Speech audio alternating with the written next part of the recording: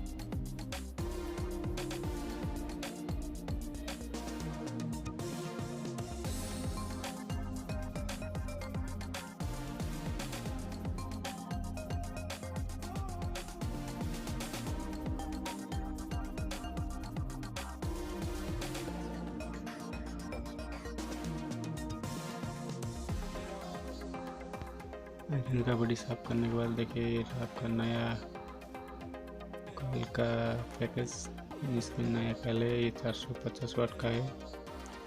चलिए अब मैं दिखाता हूँ उसको कहाँ पे लगाना है। यहाँ पे दोनों पॉइंट लगेगा।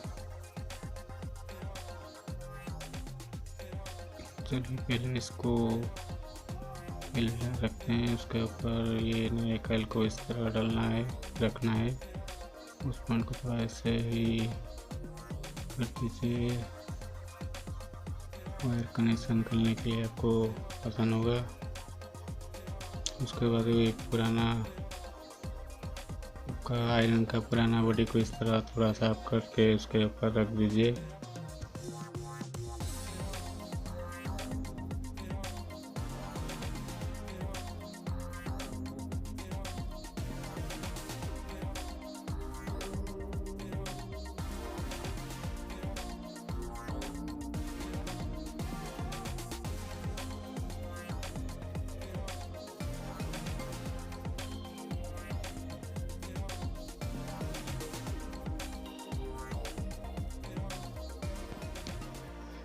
उसके बाद आपको इस तरह वाशर और स्क्रू से इसको लगाना है। पहले देखिए दोस्तों, नट बोल्ट लगाने की जगह थोड़ा ग्रीसिंग कर देंगे, ग्रीस लगा देंगे तो अच्छा रहेगा। ये नेक्स्ट टाइम जब खुलने आप चाहते हो ये आसान से खुल जाएगा। हर जगह पे ग्रीस लगा देना बहुत ज़रूरी है। इससे क्या होता है ना, ये आपका नट बोल्ट रस्ट होने का चांस नहीं रहता, इसलिए ग्रीस लगाना बेहतर है।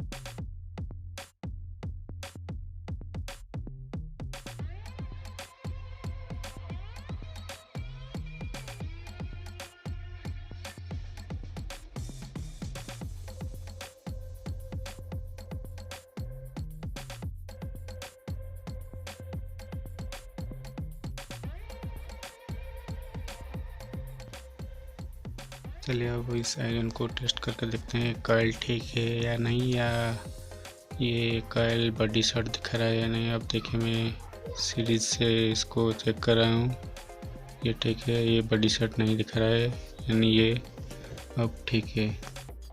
उसके बाद आपको कॉइल से निकला हुआ जो वायर है प्लेट, आप उस प्लेट को यहाँ पे लगाना है। पहले वो प्लेट को लगाने के बाद उसके ऊपर स्क्रू लगाना है। थोड़ा ग्रीस दे देने से बेहतर है, नेक्स्ट टाइम आपका स्क्रू आसानी से खुलेगा, इसलिए ग्रीस थोड़ा लगा जा रहा है। ग्रीस लगाने के बाद उसके ऊपर स्क्रू लगाया जा रहा है।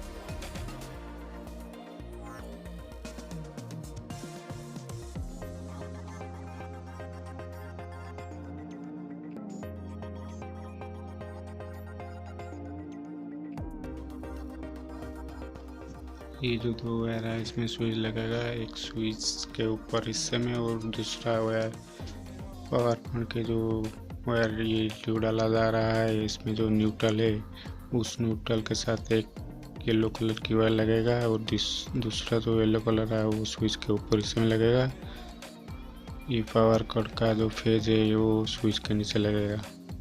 देखिए इसमें एक रेड कलर का वायर है वो स्विच के नीचे लगेगा और जो येलो कलर का वायर है वो स्विच के ऊपर हिस्से में लगाया। इसके ज़रिए आपका आयरन यहाँ पे कंट्रोल होगा, स्विच ऑन ऑफ होगा। देखिए बस इस तरह आपको लगाना है फेस को स्विच के निचले वाले हिस्से में और येलो कलर को स्विच के अगले वाले ऊपर हिस्से में लगाना पड़ेगा।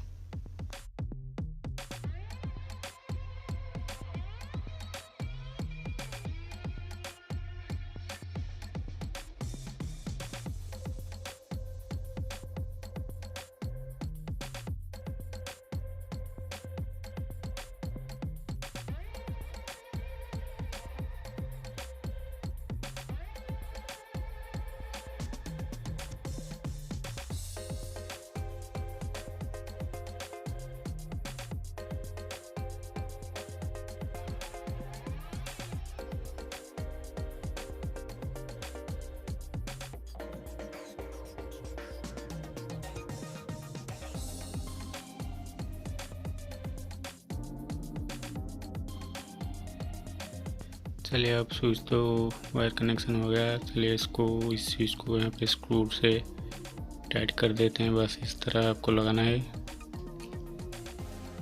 स्क्रू से दोनों स्क्रू को अच्छी तरह से टाइट कर दीजिए। उसके बाद ये आपका आयरन इस्तेमाल करने के लिए तैयार है।